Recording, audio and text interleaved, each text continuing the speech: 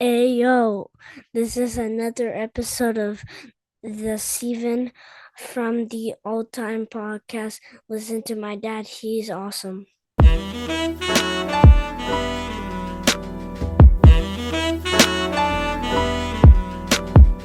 Welcome to a new episode of Steven from the All Time Podcast. I am your host, the Ayatollah of hip hop, the visionary, the revolutionary, and the voice of the voiceless on this wonderful WrestleMania week with my co-host this evening. Hey, what's up? What's up, all timers? You recognize the voice. It's the greatest there is, the greatest there was, and the greatest there ever will be. Exclusive member of the Toaster Strudel gang for tonight. And before we get going to our main subject of the evening, I just want to remind all of you that are listening, please like and subscribe. It takes 2 seconds. It really helps us out. Leave a comment. We'll answer. Steven always answers all the comments. He likes all the comments. If you guys want to have a debate, we're all there for it. So please, 2 seconds, like and subscribe. And we're back. And we're back. I just wanted to make a comment on your hair real quick. If you can turn to the side. You have that Shawn Michaels look when he came back and fought Triple H at SummerSlam 2002. Remember when he had the extra short hair? Like it was like shoulder length? That's coming in. That's what's coming. So you're growing your hair. I am, yes. Fully like Shawn Michaels ponytail style? No. I think I'm going for more like a carrion cross. Okay. Ish. I'm definitely not going for AJ Styles soccer mom. But definitely within the carrion cross, just the longer, like easygoing. We're not here to talk about Karrion Kross and how he's absolutely underutilized in WWE, but he's got pretty cool hair. Anyway. Well, look, we're doing the music one. We have 2 episodes coming out later on this week as well, as it's WrestleMania week, but we wanted to give some hip-hop reviews. But before we get into the main event of the evening, a couple of things did come out. I think I sent you a couple of things. I don't know if you heard it or not, but Bub Styles OUTERWEAR Season 5 came out, which is a really, really great record. His 5th installment, probably his best installment of the series. I'm still listening to that Top Hooter and Michelangelo. Okay. Street Tales. Did you hear that one?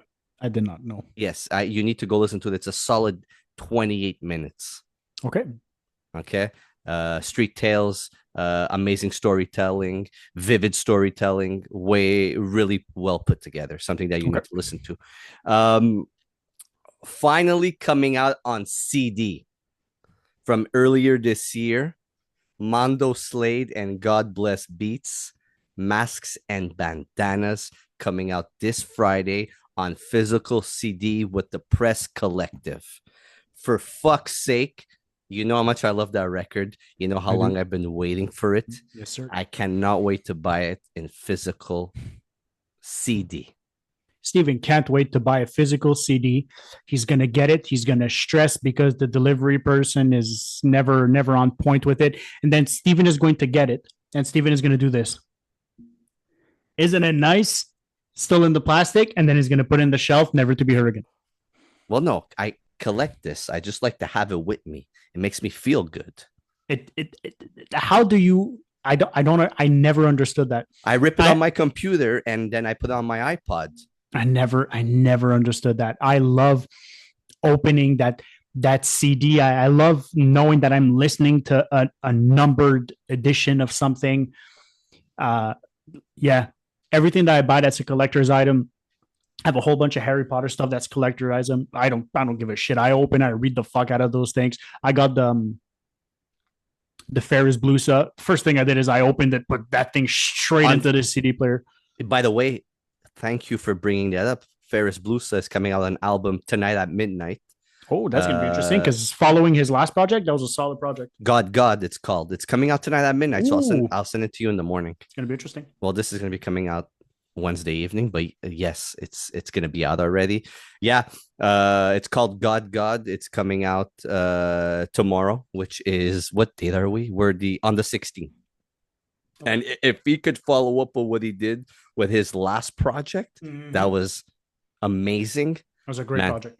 Yeah, I'm looking forward to it. And what I like about Ferris Blues is that he doesn't give us track listing. He doesn't give us singles. He just puts out the project, and we just gotta fucking listen to the project.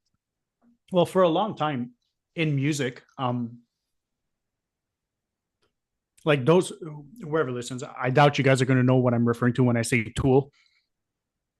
But Tool is one of those bands in which their music is, it's made to be listened to top to bottom. That album is not made to be listened to certain tracks in certain spots. It's made to be listened from 1 through 16 the whole way through, because there's a flow to it and there's a story that they're saying. I feel like some of these hip hop albums don't really do that. But good thing on Ferris Blues, if that's the way he wants to go, then that's the way he wants his music listened to. He wants the whole album to be listened to from top to bottom. That's because that's how he recorded it. That's how he put those tracks together. That's how he intended it to be listened to. Listen, there's nothing wrong if there's a few tracks that stand out on that album. Absolutely not. But if you want to know how a true artist that releases albums and doesn't release singles, it's because he intends you to listen to the whole project, and you should. That's how it should be done. Absolutely. So I'm excited for that one. Hopefully we'll review it in the next coming weeks. Sure. Derick, I sent you this project. I know you didn't get a chance to listen to it, but Machacha did it again with his 5th project this year with Figerson, the Fifth Horseman. Did you get a chance? No, huh? I didn't get a chance, but just by the title, it had me hooked already. Did you see the album cover? I did not. Go look at the album cover. The album cover is ridiculous. It's got to be ridiculous. Like the Fifth Horseman, the 4 Horsemen of the Apocalypse, that's my shit right there. That is my shit right there. Any story, anytime there's a lot of hip hop artists that have done plays on words, little skits with the 4 Horsemen of the Apocalypse, Lucifer, the Angels, like anything that's the concept of duality and good and evil and all that kind of jazz. I'm hook, line, and sinker. I'm all for it. So to have an album called The Fifth Horseman, and that he's probably identifying himself as the Fifth Horseman, what horseman is he identifying himself with? It's just nasty. It's just nasty, especially from a guy like Figerson's, that his music is well executed. I'm really looking forward to listening to this project and seeing how he brings that vision to life. Mm-hmm. I'm really interested. Yeah, it's man. Look, I've been nonstop listening to this, okay, to the point where I don't want to listen to anything else. I've really been going back and forth with the Figerson and Machacha, the Raz Fresco that we're going to review in the next couple of minutes, and an Incubus record. It's like, I don't want to listen to anything else. This project is so well put together that it really makes me think of what else came out this year and really put it up against this, because, man, it's just so well established. Do you feel like sometimes you're a bit recency biased in the sense of like you're trying to see what came out this year and what stacks up, but there's been very solid projects so far this year, right? But that's my point. It's like I want to say one project is better than the other. Then sometimes I'm biased. Then sometimes I discover something else, like discovering this record, the Fifth Horseman. It's just like this is his 4th project. This is probably his best project, I want to say. He has 3 other projects that, to me, when they came out, I gave them a listen, but I really didn't pay attention to them as much as I should have. And now being able to go back to these projects and really seeing, like, giving them a lot more light, okay? He had the Phantom Blot, Year of the Dragon, and Oyabun, okay? Like, it just gives me a lot more, like, there's a lot more mind frame to it. There's a lot more, like, I don't know, like, it's like putting the scope onto him as an artist and making. Well, I mean, that's the point, right? It's making those albums a lot more interesting. Okay. It's like I don't know how to explain it. I'm probably really not explaining myself that much, but I really love the way this project was put together. And so I think what you mean is that you feel like this is by far his most cohesive project. And in terms of having a cohesive sort of project for you that flows more, it makes you appreciate the work he's done prior to it a little bit more. Yes, I find this project is a lot more clear. Okay. In terms of presence. As to where the other ones, you gotta really go dig more into the music behind it and what he's trying to do with his music. You know what I mean? Like this one is a lot more like he shines a lot more on this one. We know a lot more of what he is trying to do, and I think it has to do with being produced by Machacha. Okay, Machacha gives you those layers in his music. He gives you that soundscape in his music, and it fits just perfectly with what Figerson is trying to do. Like Figerson, he creates an imagery with his voice tone and his delivery that's so intense that it makes your brain feel like it's working in slow motion. Okay.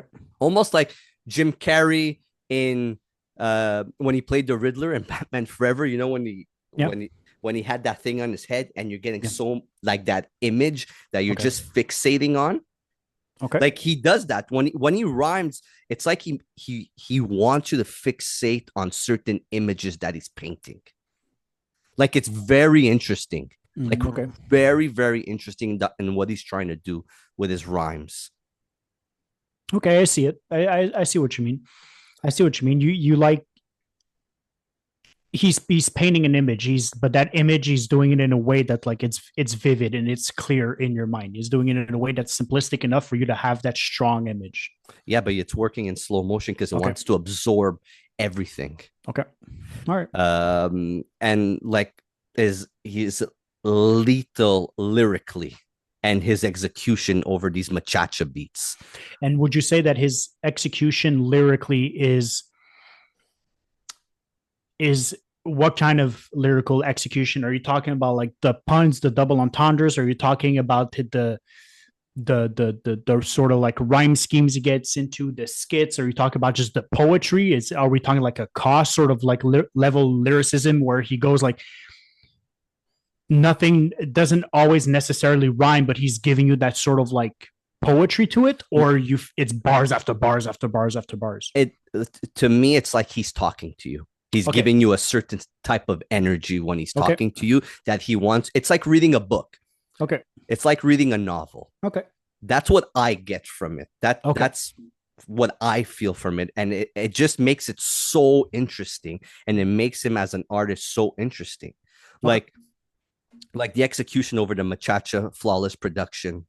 Machacha's on fire this year. Man, if Machacha ever used drums and that fit this perfectly, like it's incredible. Like these are the most present drums that I've ever seen Machacha use on like in his production. Okay. They fit exceptionally. And it just fits so well with Figerson, his voice tone. Like you have to listen to it to really understand what I'm saying. And I really don't want this album to go over people's head. This is a project that everybody should be listening to. Like literally everybody should at least listen to it twice, 3 times to understand where I'm coming from and how I'm just trying to like explain it. Okay. Like his drums are so present and so clear and they make sense so much. It's like Havoc's drums with the production of Mobb Deep. Havoc was always that producer that had the best drums in Mobb Deep's production. Okay. Machacha's drums on this are the most perfect I've seen drums on a record in the longest time. They remind me of Havoc's drums. A drum always kind of, it's either too overpowering or it's there and it's just drums. Here, it's like those drums tell a story with Figerson's voice tone and what he's trying to get across. Like songs like Big Ass Shuriken, phenomenal track. Horses Beneath the Sand, man, that is beat of the fucking year. I'll put that up against any beat this year and we'll argue till I'm fucking blue in the face. And I'll win. That's one of the best fucking beats of the year. It's insane the way it sounds. All right, I'm on Spotify right now. I've added it and I'll give that a listen tomorrow while I'm in the car. 100%. I'll definitely let you know. Apprentice, another track. It's fucking mind-boggling the way Figerson is rapping on there. All right. Makes my brain want to explode. And before I said like reading a book, it's like he's reading us a book on that song. Another track, Project Black Sun, Geishas and Garments. The attention to detail in the theme of this production and this project. Clear lyrical skill. The project itself has an atmosphere to it, which matches the super potent of who Figerson is as a lyrical samurai warrior. You'll really understand what I'm saying. There's so much variety on this project. I love this. All right. Oh yeah, I'll have to give it a listen. And there's absolutely no features. Yeah, I saw that. He just fucking shines on here. Good. Sometimes these artists, that's what they need to do. Yeah, I want to give a score. Sure, go ahead. Give it a score. I'm going with an 8.5. All right. I'll give that a listen tomorrow, and I'll definitely let you know. And everybody that's listening, whether you're one of the 101 subscribers or you're it's 101. We'll take those 101s. If you're somebody that's just listening to this podcast, for Christ's sake, please do not let Figerson and Machacha, the Fifth Horseman, go over your head. It's a really, really, really great project and important project for people to listen to this year. Please listen to it. If you listen to it, write down in the comments. If you've listened to it, write down in the comments. Give your score. Does it match Steven's 8.5? Is it more? Is it less? Hit us up down in the comments, and we'll respond. It's on Spotify, Apple Music. Absolutely, yeah. Anywhere you listen to music. And it's also going to be coming out on BarsOverBS next week. Which Steven already set up the notification, and he's ready to get it. Abso-fucking-lutely. Main event in the evening. I sent you this project. I said, Derick, I need you for this one. We're going to go with Raz Fresco and Futurewave Stadium Low Champions. That's correct. This is the second project that they put out together. First being Gorgeous Polo Sportsman, that came out a couple of years ago. That's a very well put together project. The first of them together. Very different project than what we're about to unfold. Also pay homage on the actual cover of this album that we're about to review. They refer to that very much in the Canadian roots. They have the polo shirts on, well, the shirts with polo on them, little cliches, little subtle messaging there. Very nice touch. I like that kind of stuff. That's how you get me. And well, the artwork on both of their projects, Gorgeous Polo Sportsman and Stadium Low Champions, is just phenomenal artwork on there. The cartoony, like drawing. I'm not sure who put that together. If somebody wants to let us know, but man, just that artwork is it's present, right? It makes you want to pick up the CD. And I love how throughout this record, and also on the artwork, we have the Olympic Games. And Canada, if I'm not mistaken, the year was 1976 was the first. That's the Montreal Olympics. 1976 was the first ever Olympics in Canada. And you hear it on the intro with the reporter talking about the Olympic flame being lit in Canada, going through Montreal, going through Toronto, and going through Vancouver. Brilliant way to start the project. You don't know in which direction it's going to go into, but it kind of goes with the cover. Yeah, it's true. I agree. So we'll go through the highlight tracks. We'll go through a couple of the standout tracks. Mind Light. With a perfect way to open up the album, right? With a very hazy style beat, with keys that matches perfectly with the introduction, and the lyrical excellence that makes you wonder what's next with this project, right? Absolutely. I think that the production on this album, you get it from less from the intro, but you get it definitely from the second one of like like you said, it's hazy. It's got like a hazy vintage kind of like lo-fi ish kind of like character / tone to it, and it alternates. Some tracks are a little bit more lo-fi, some tracks a little bit more hazy, some tracks a little bit more vintage, but there's always an element of the other two, even in one that like it's a little bit more dominant towards one side. And Mindlight really sets that off right away, because the production on this is very interesting in terms of the layers that he used and the sort of like atmosphere that he sets that up. And Mindlight is the perfect one, because from Mindlight, you're like, oh, it's going to be one of these albums. And then the rest of the songs, as you go into them, you're like, yeah, this makes sense. They're not necessarily a progression of each other. They're just a nuanced sort of like different version of the track that came before it in like little different bits and pieces. And Mindlight showcases that, I think, the best starting off the album. Yeah. And the sample also, I think it states, when roses blooming like the light. And that's basically the theme of the song, with Raz, Raz's presence, saying that he shines like a light on here. Great track to open it up. Very different from their previous project. Very different from their previous project. Okay, let's go. That's a banger track.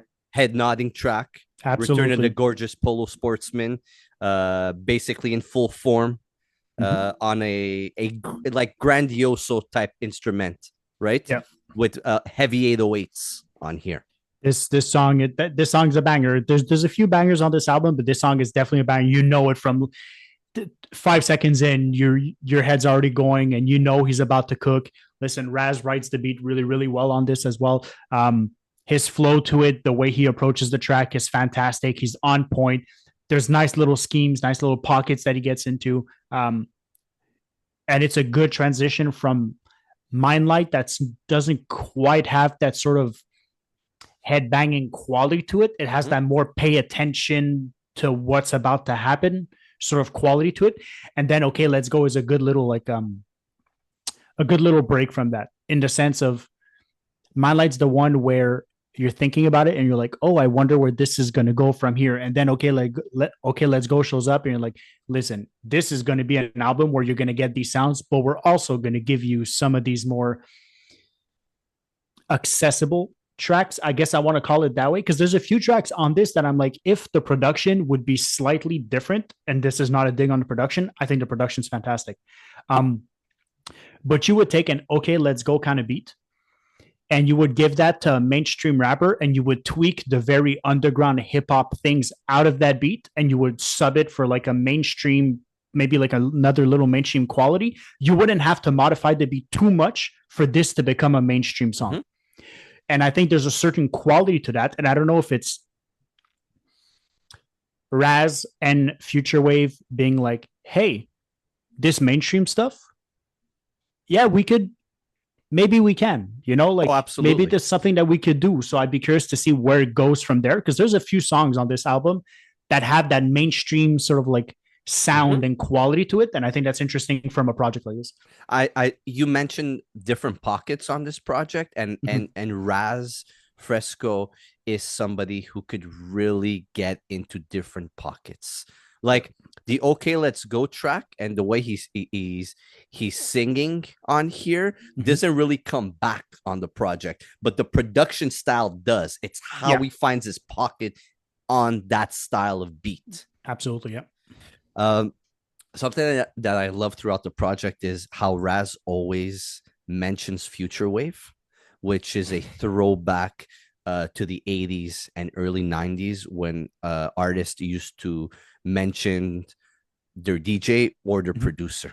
And I love how he does it, because Raz Fresco is a student of the game, and he comes from that school. He's learned a lot from guys like that would do that, like Rakim would do with Eric B. You know what I mean? Like that's it's a school that he comes from, and you see those elements throughout his music. And I think it probably goes to show in terms of the relationship that he has with Futurewave, because a lot of these rappers, whenever they mention their producers or their DJs, Will Smith would always mention would always mention his DJ. Why? Because they had such a close relationship and they were friends. You said the same thing with Rakim. I think he probably has that sort of relationship with Futurewave as well, of like, and often, you know how it is. Like, I think this podcast does a good job in terms of when we talk about an album from an artist, we very much also understand that there's a producer behind it, and we give that producer its flowers and we let him shine. But a lot of people who listen to albums don't really look at who produces it. Hip hop more, but other types of music, they really don't.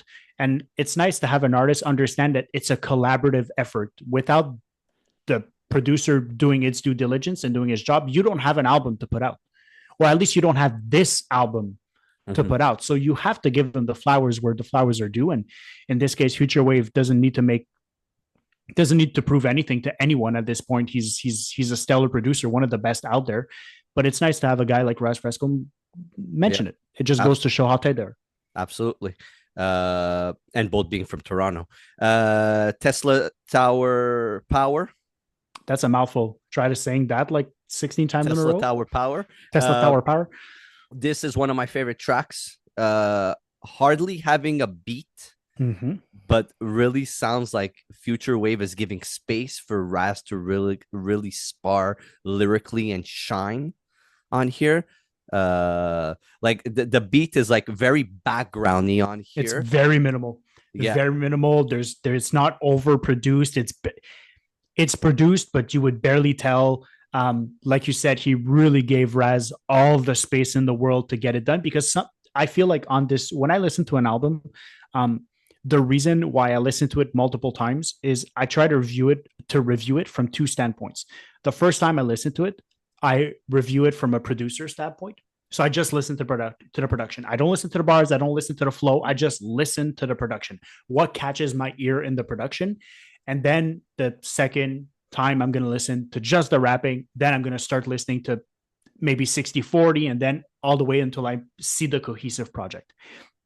And as I was listening to this for the first time, this track from just a producing standpoint left me a little bit perplexed, because we came from Mind Light, which was heavily produced. Then we're into Okay, Let's Go, which has that mainstream, very head nodding quality. And then Tesla Tower Power, that is about as bare of a beat as you could get. So minimal. It's almost like a whisper in the back. But man, that's just what great producers do. They give you different looks on an entire album.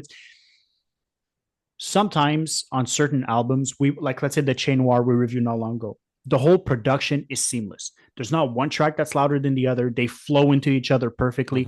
On this project, it's not necessarily the flow that you get.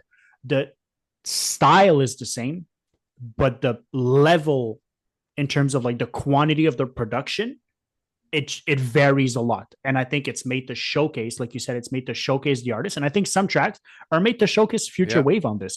There's some tracks on this that the production is forward and Raz Fresco is a little bit more in the back. And kudos to them, because it worked really well. It's a chemistry. Yeah.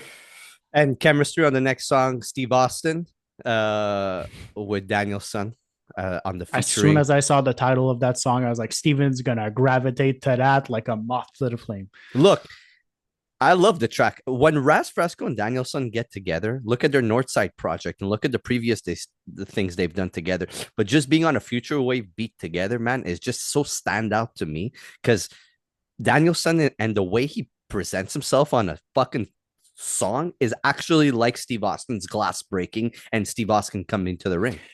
I agree, but I do think that this track with Danielson is one of the most tamed down versions of Danielson that I've heard in a long time.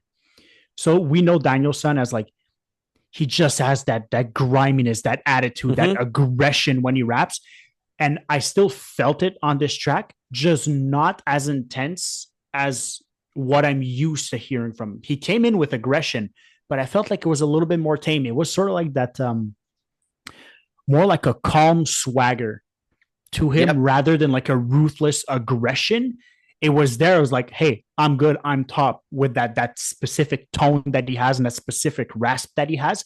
But I felt like it was a much more cool, calm, collected, I got this, than a rah-rah in your face aggression that we're used to getting from Danielson. Yeah. You're right on that point. Um, and just them two being together, man, is just it's in my top list of artists to see perform together. Seeing we saw Danielson already together, but those two together, it's something is on my list of top artists to see together. The next two songs are probably the most important songs on the record, and if they went above people's heads, then you're not listening to the project correctly. Lauren's Story, the Polo Ralph Lauren story about when Raz fell in love with the brand after seeing the way it looked in the clothing store. Really sets the mood with the keys like it's a love story.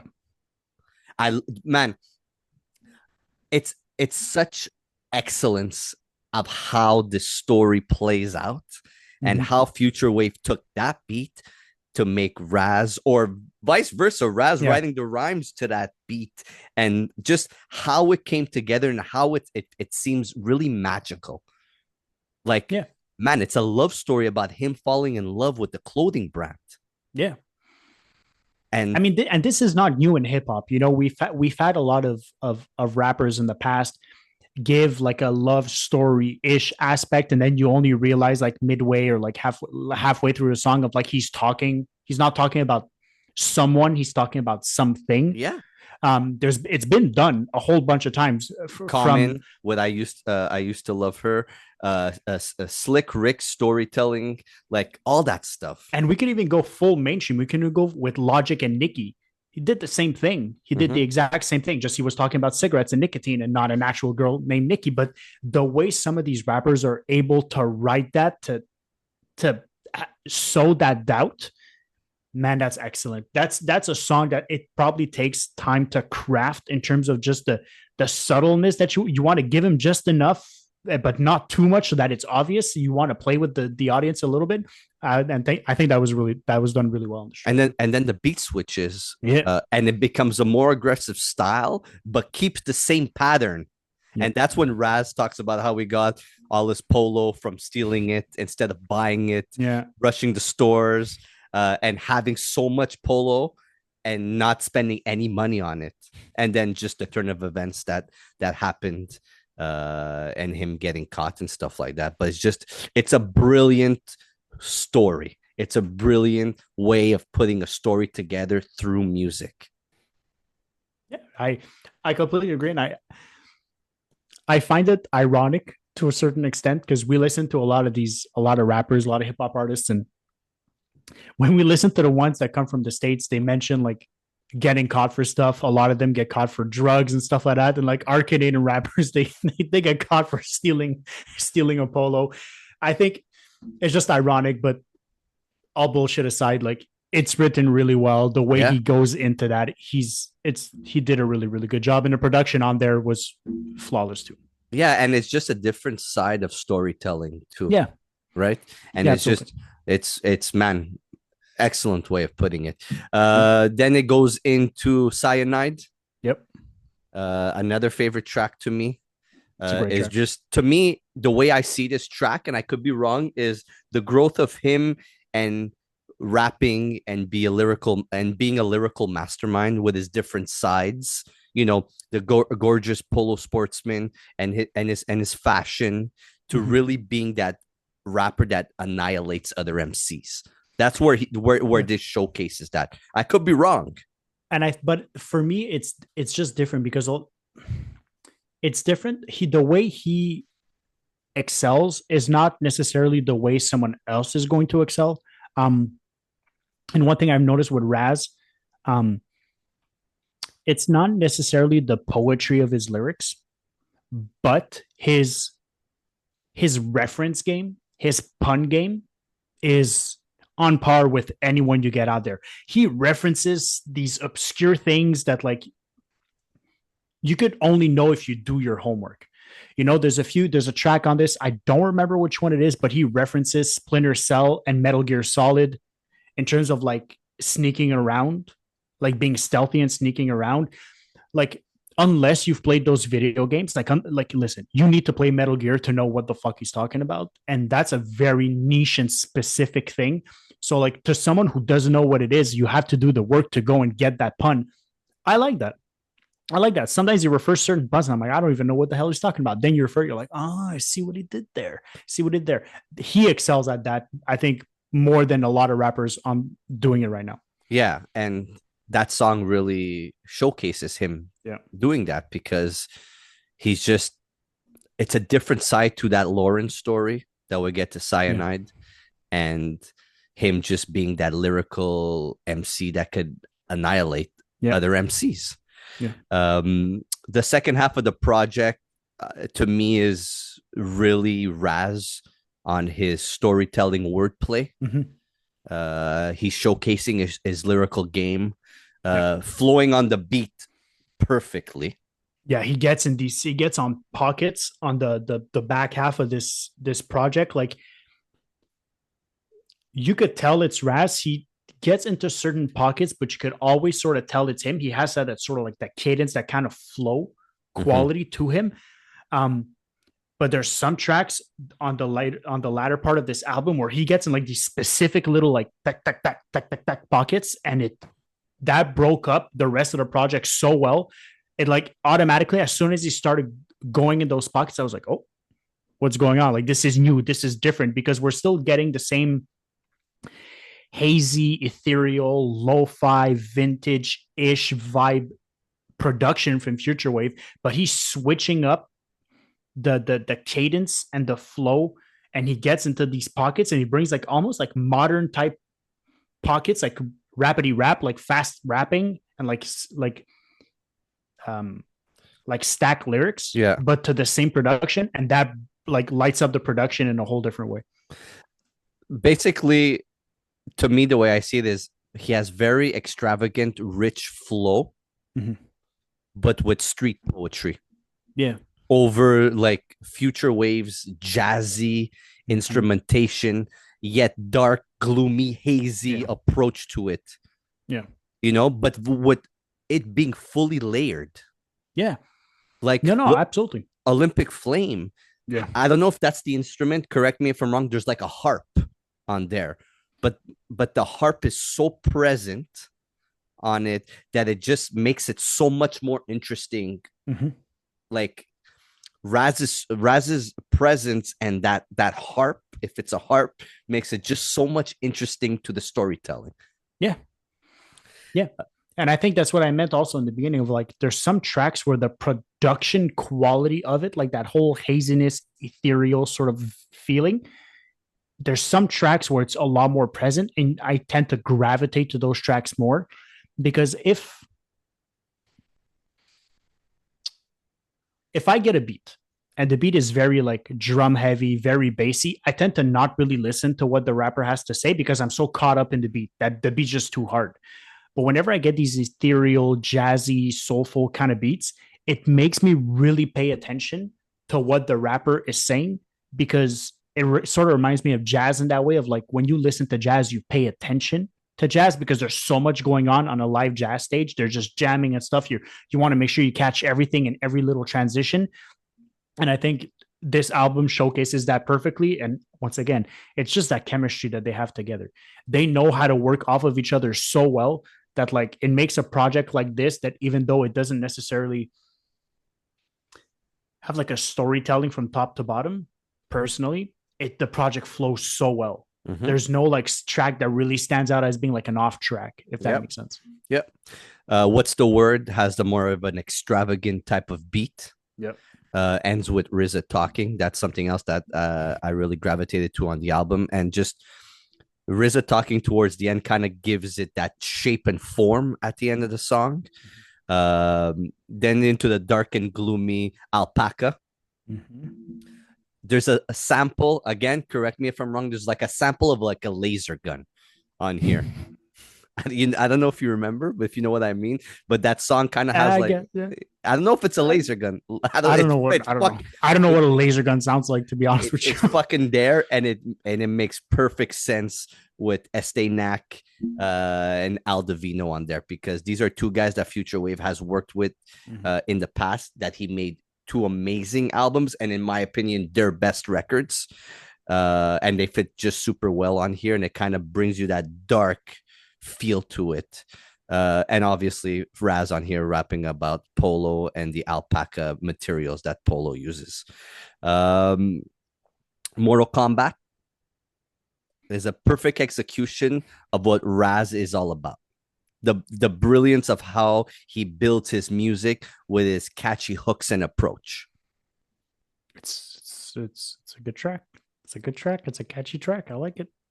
And then In My Lifetime, about being locked up and how it affected him, talking about what he's seen, what he's been through, and that instrumentation behind it is very dreamy. Yep. It's very wavy. Yeah. It like, and even Raz on the track, like, you know, his voice tone gets lower, kind of like he's talking that he doesn't want the people around him to hear, because it's very dreamy. It's another flawless fucking track. It's dreamy in the sense of like, and I sort of feel where you're going with this. For me, it was very much dreamy late night, in the sense of like, he's alone in his apartment and he doesn't want to like wake up the neighbors, but he has to get out what he has to say, and he doesn't want to yell it. So he just sort of like, he brings to the mic and he just sort of like whispers it almost, so that it makes it feel a little bit more intimate. And that, I think that was executed flawlessly. Yeah. And the album finishing off with the Low Champion outro, with finding the car with all that polo. Yeah. Great way to end off the project. Look, man, we didn't go through every single song, but you've been mentioning it, and just the way the album flows and how the production is just perfectly there. And from their first project, man, I find this is really, I don't want to say upscale, but it's really so differently put together. Yeah. Okay, that like, I don't know, it just puts, to me, Raz in a different light. I'm just super happy he was able to really showcase his lyrical ability on here and wasn't overpowered by any production, because the dude is a really talented MC. Like, really, really talented. Like, I'll put him in the same category as like the way Raekwon raps. Or I don't know enough Raekwon. I know, and you should, because he's one of my favorite MCs of all time. And he gets in those pockets, man. He's able to really, I don't know, man. It's just, he's really able to make you think and make you dig into what he's saying. It's amazing. And just, they're champions on here. No pun for the Stadium Low champions. They were gorgeous polo sportsmen to Stadium Low champions on here, man. Yep. It's just that next level. You could see it with the cover as well. They're fucking Olympic champions. Yeah. It's the theme throughout the album. They're champions. They've put themselves on a different level. Yeah, and it's ironic that you mentioned that, because like on the actual cover, like they're both standing number one. They both have the gold medal, and then like there's not even a number two. There's just a bloody stain of like, it doesn't matter. We're the champions. There's no second or third, fourth or fifth. It's us, and that's it. Yeah, and like just the Canadian theme behind it all. Yeah. The trees, the snow, the bear, grizzly bear. Is it grizzly bear?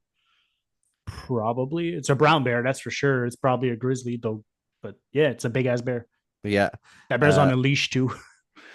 Yeah, and Futurewave, to me, being probably in my top 2 favorite producers, and I'm talking about like the last 5-6 years, and just he's pushed his production onto a different level, man. I love the jazzy feel to hear. Yeah, it's so good. Like, he's experimented with so many different sounds. Like, fuck, I said the harp. It might not be a harp. I said laser gun. It might not be a laser gun. To me, that's what it is. Mentally. It's just experimenting with different sounds.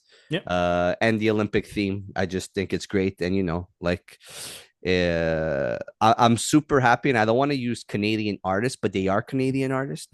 And I'm happy that these Canadian artists are at that top tier in the level of this underground hip hop. and just in hip hop in general, man. Yeah. Like these are two of the best, okay, coming out of Canada. Absolutely.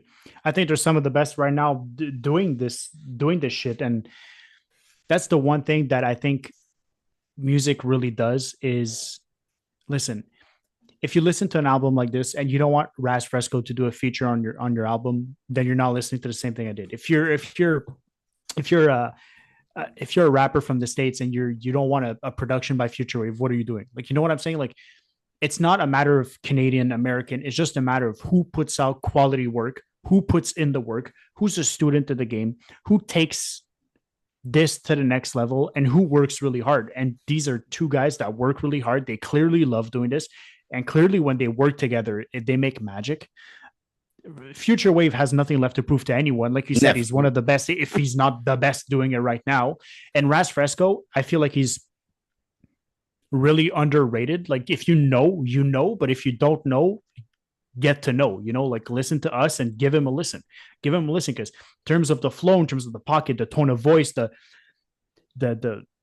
pun game and that kind of jazz, he rivals with anyone out there right now. You just have to give him a listen. And it's not because maybe he's from Canada, doesn't get that much exposure, but let's get that going. Absolutely. 100%. Shout out to both of them for putting out the stellar project. Stadium Low Champion. What are you giving it on 10? I will give this I'll give this a 7.5 on 10. Okay. I'm gonna go with a solid 8.5. It to me, it's heavy rotation. Heavy rotation with the Figerson and Machacha and that Incubus record, Make Yourself. Fuck with just I'm just having a fucking fantastic time.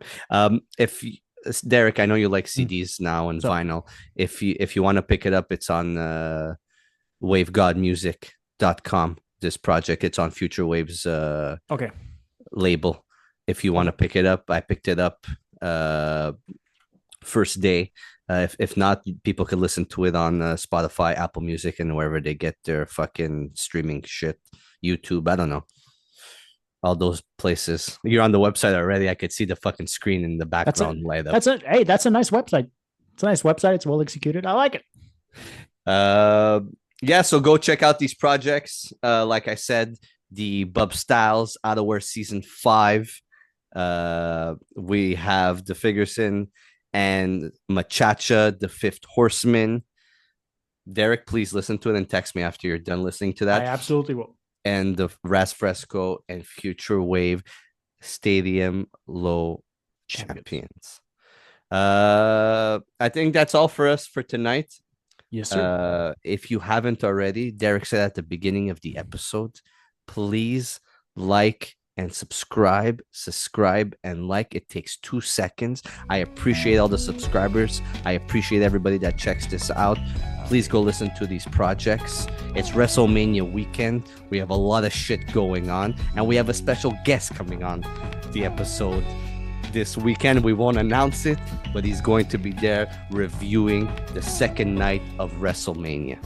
It's kind of a big deal. We're not going to say who it is, but it's kind of a big deal. It's huge. It's huge. Check us out. We'll be back with 2 new wrestling episodes. Derick, Steven, thank you very much. Pleasure's all mine, buddy. Take care. Peace. Peace.